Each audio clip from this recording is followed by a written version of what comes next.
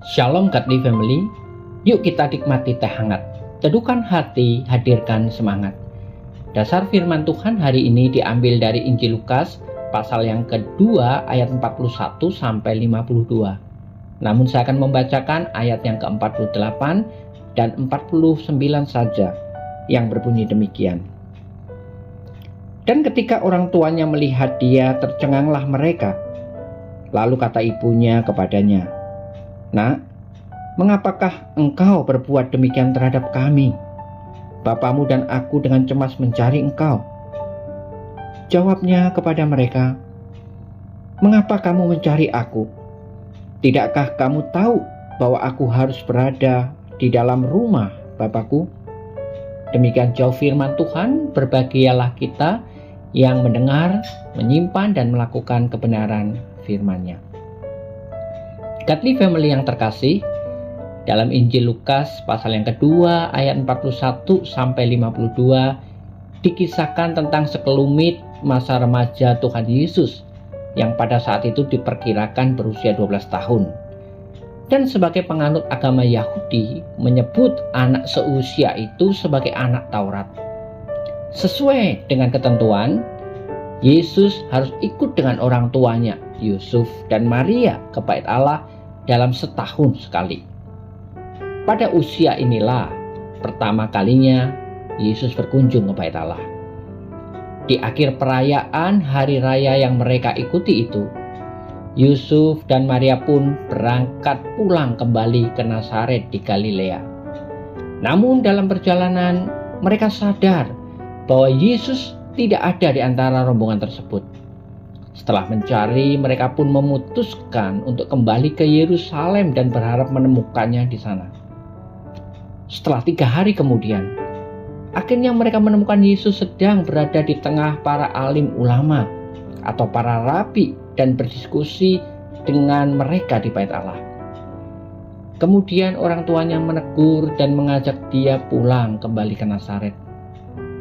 Namun Yesus memberikan jawaban yang membuat mereka kaget, bercampur heran dalam ayat yang ke-49. "Mengapa kamu mencari aku? Tidakkah kamu tahu bahwa aku harus berada di dalam rumah Bapakku?" Godly Family yang terkasih, jawaban yang diberikan Yesus kepada orang tuanya ini menarik untuk kita pahami bersama. Bukan berarti bahwa Yesus adalah anak yang tidak tahu diri, anak yang tidak taat kepada orang tuanya.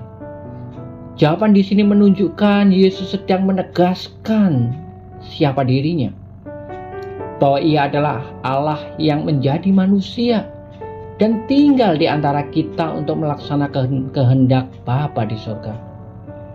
Itulah sebabnya Yesus disebut sebagai anak Allah. Dan sebagai anak Allah, Yesus pun harus berada di rumah Tuhan, yaitu Bait Allah di Yerusalem. Akan tetapi jawaban Yesus tersebut tidak hanya berarti secara hurufiah saja. Lebih dari itu, memiliki makna rohani yang sangat penting bahwa Yesus harus selalu berada di hadirat Bapanya.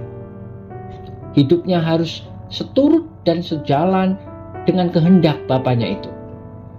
Itulah yang menjadi keharusan seorang anak Tuhan.